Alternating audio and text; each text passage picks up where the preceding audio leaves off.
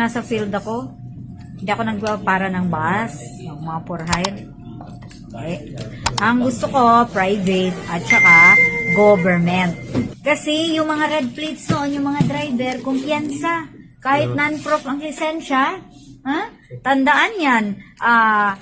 Kahit na, let's say, hindi driver yung iyong posisyon sa isang opisina, sa isang government office, pero ang minamaneho mo ay government vehicle, dapat professional yung lisensya. Kasi hindi ka man makamaneho ng sasakyan na yan kung hindi dahil sa trabaho mo. So kahit na division head ka, namamaneho mo ang sasakyan ng gobyerno in connection with your work, kaya dapat professional yung lisensya mo. Katulad na lang rin yan ng mga angkas rider. Sabi nila, sarili mo naming motor ang ginagamit namin, ma'am. Bakit kailangan professional?